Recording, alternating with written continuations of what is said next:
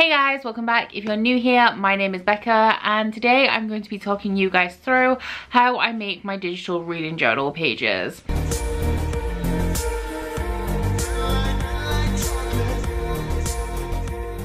So I've only actually had a digital reading journal for a couple of months. All of my other book journaling type stuff is done digitally, but this specific thing where I make a page for every book and then write down my brief thoughts on it, I have only been doing for a couple of months. I did have like a paper version of it, but it was pretty much just a list of notes, and I was finding that it wasn't very easy for me to pick out information because my eyes just weren't drawn to anything in particular, as it was just like a written list of notes. So I did give up on the idea. I have also had a bullet journal in the past, and that also didn't work for me because I found that I could just not keep up with making the spreads on time that had like a page for my TBR and a page for my wrap up and all of that stuff, as well as making it pretty. So I think I only used that for about 3 or 4 months as well. Now for the bulk of my reading journal type things, like all of my statistics that I bring you at the end of every year and also in my monthly wrap up, and also keeping track of all the books on my TBR, all of the books that I've read, all of that stuff I do just have a spreadsheet for. But I really wanted a space where I could write down brief notes on the books that I was reading for me to refer back to at a later date. So if I want to reference a book in a video that I read 6 months ago and I'm a little bit hazy, like I remember maybe there was something that I didn't particularly like about it, but I don't remember exactly what that was, I wanted something that I could very quickly refer back to and see my very brief thoughts on that particular book. So when the paper version of this fell through, because I'm not very like creative or talented when it comes to like visual things like art, I decided to go with the note-taking idea, put it into something a little bit more creative and visual digitally. The great thing about this, aside from the fact that somebody like me with very little talent can make reasonably attractive spreads, I also really hate committing things to paper. I don't know where this has come from, but something in my childhood has made me very unwilling to commit things to paper when they can't be changed easily, in case I make a mistake or make the wrong decision and I want to change something and it's too difficult. So this works out perfectly for me. And when I briefly mentioned it in my vlogs, when I've showed you guys what I've been working on or included it in the b-roll, I've had a whole ton of questions about what program I use to make my journal, how exactly I make it, where I get all of the little bits and elements that I use from. So I decided that instead of responding to all of those comments and messages individually, I would instead bring you this video. Okay, so of course before we start we should probably talk equipment, programs, all of that stuff. I have an iPad. I can't remember if this is like the standard iPad. I think it's the iPad Air, and it is one of the new ones. I have the blue one, so it's not an iPad Pro. And I also have the second generation, I think, Apple Pencil, the new Apple Pencil as well. Now everything that I'm doing here, I assume you could use a pencil that isn't Apple, like a standard iPad pencil, or you could find some other way to do it. But as long as I've had an iPad, I've had an Apple Pencil, so I don't really know the specifics of how you would do that. I'm just assuming that you could. So in terms of programs, there are 2 that I use to make my journal. One of them is the one that I actually like make the journal in, and that one is GoodNotes 5. So we'll do a little bit of a flip through. I've gone through a few different styles in this. So this is what I started out with. We have like watercolor backgrounds down here and very bad Scribd. I've gotten better at Scribd, but every month I kind of change up my style a little bit. This one is one of my favorite ones. It's quite a simple one. And then when I have a readathon, I tend to put the prompts in here so I can write in all the books I've been reading for each prompt. This one is moving into October, where I changed it up a little bit in terms of the style of the text I was using.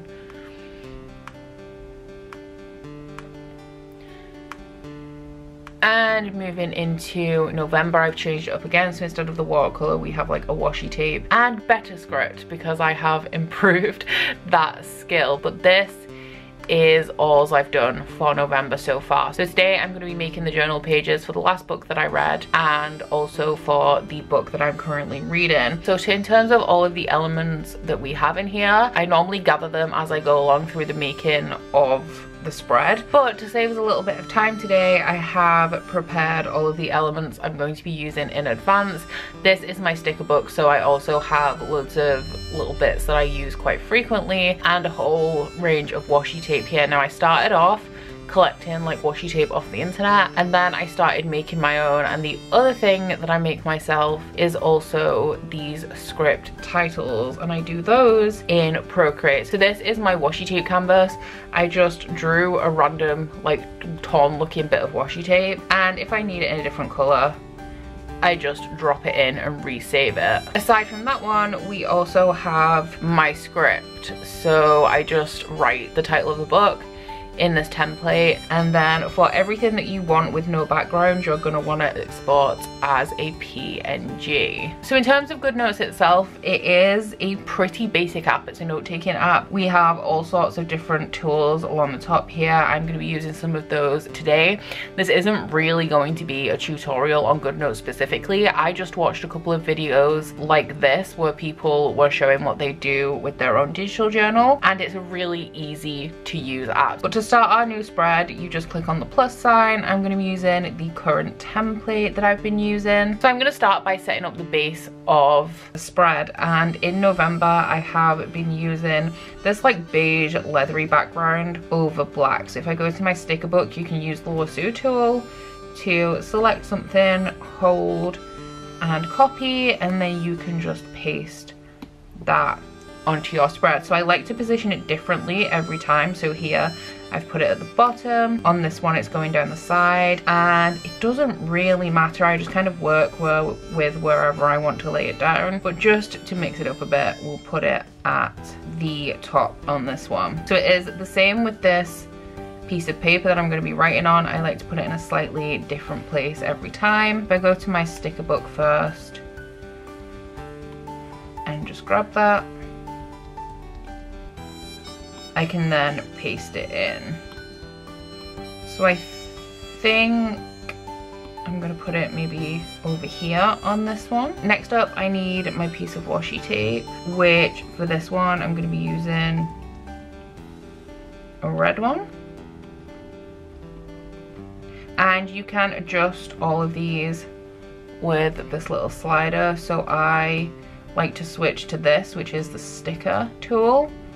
And then for this, I've been making them a little bit fatter, maybe not quite as long, but we'll stick it right up here. Just realized that I actually wanted a black one instead of red, so I'll swap that out.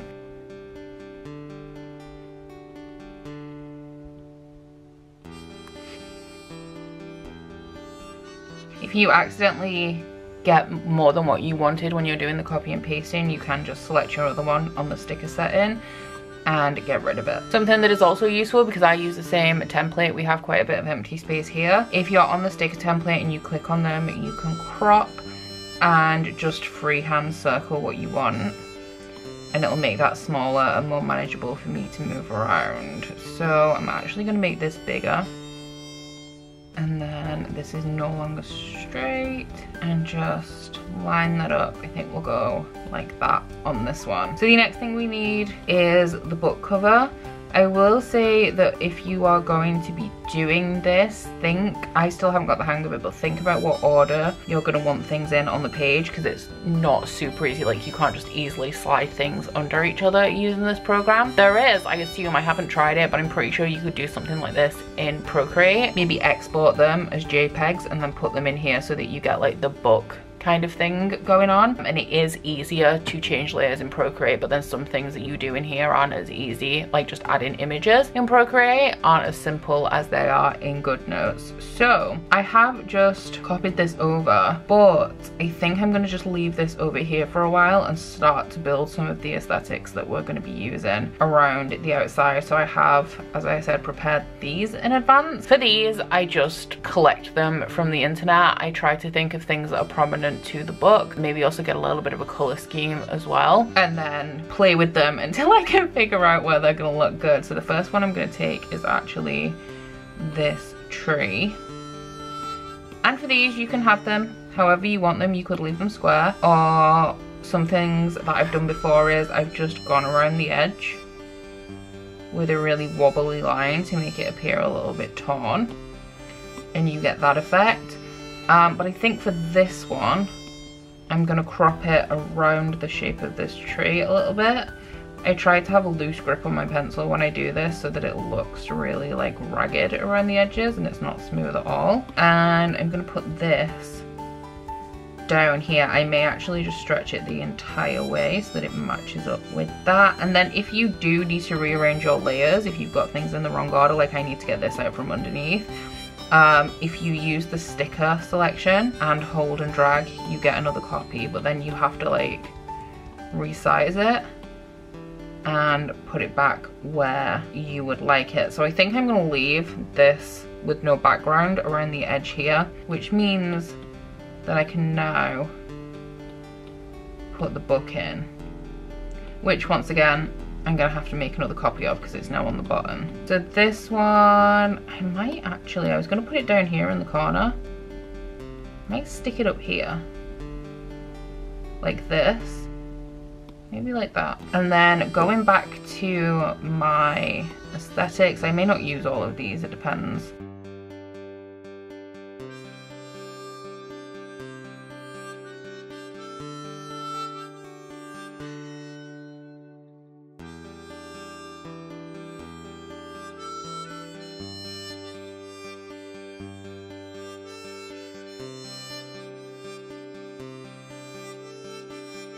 I did use this book to fulfill a prompt for the Clear Your Shit readathon, so in my sticker book I do have a pre-made Clear Your Shit logo, which I'm gonna pop in. I think, should we do it down here in this corner?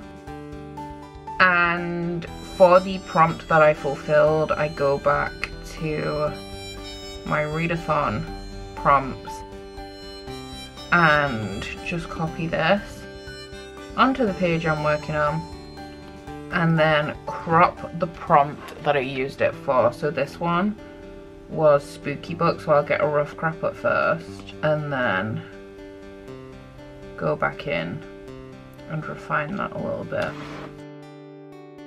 And really all I'm doing is I'm just playing with it and building it up until I'm happy with it. So I'm going to go back to my aesthetics board and maybe fill in some of this space around here.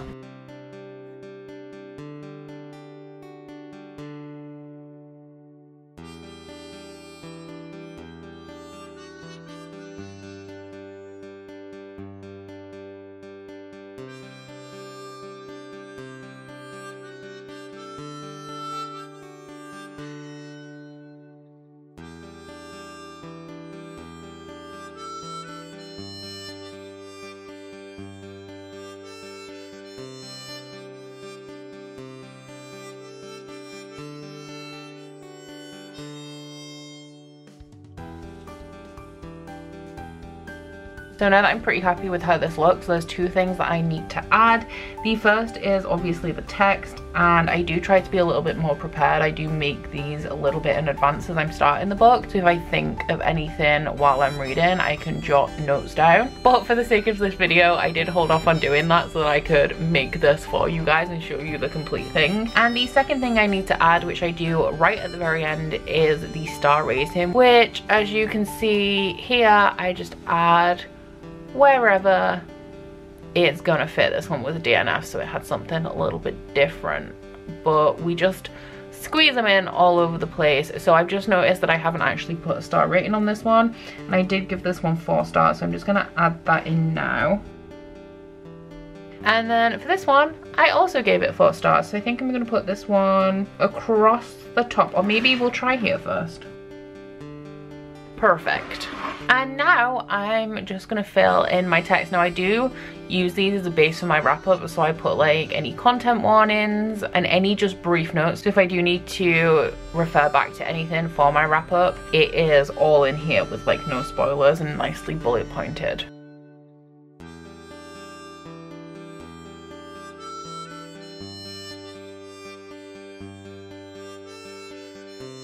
For any content warnings, I just write them in red so that they stand out from the text, and I don't need to write that it's a content warning because that's already implied by the colour.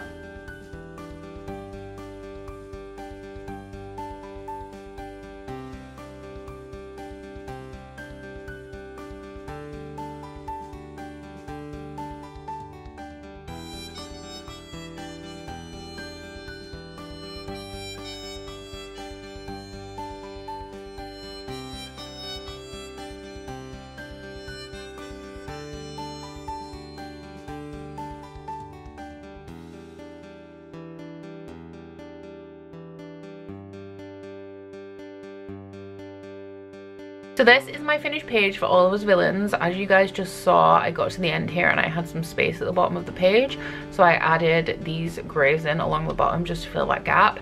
And I'm actually pretty happy with this one. I was doubting whether it was coming together as I was doing it. I don't have a super aesthetic eye, so I do struggle sometimes. Sometimes these come together great and sometimes they're just not working for me, but this one turned out all right. So now that I've shown you guys all of the elements and tools that I use, etc., and talked you through how I built this page, I'm just gonna go ahead and get on with the Hero of Ages one.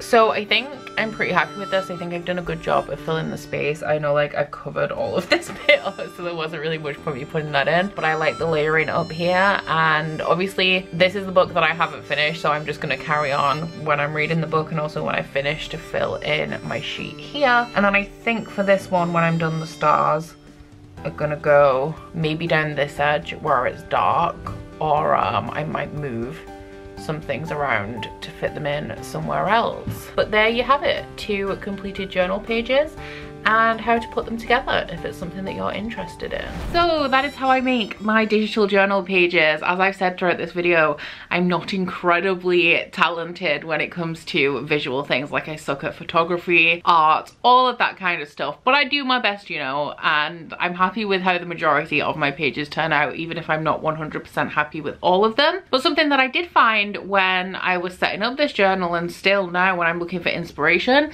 it's very hard to find examples of other people's journals that are like this and not a standard like more reading tracker kind of journal. So I'm kind of winging it a lot as well, as I'm finding it hard to find other examples of this kind of thing. But if you guys are at all interested in seeing my bullet journal, I do post them to my Patreon page every single month. Like at the beginning of the month, I post all of my pages from the last month, so all of that just gets posted for the top 2 tiers of my Patreon, along with a whole ton of other goodies. But I do hope that you guys have taken something from this video. You've learned a little something if that's what you entered this video for, or you have just generally enjoyed it if you just wanted to have a little bit of a nosy. So that is it from me today, guys. So please don't forget to like this video if you liked it, and subscribe if you wanna. If you head into my description box, you'll find a link to my Goodreads, Instagram and Twitter if you'd like to follow me on any of those, as well as a link to my Bookish Candle website, the Instagram and Etsy for that, and a 10% off discount code. But that's it from me today, guys. Bye! Oh, you bite your friend like chocolate. You say you're a go and nobody knows, with guns hidden under our petticoats. We're never gonna quit it, no, we're never gonna quit it, no.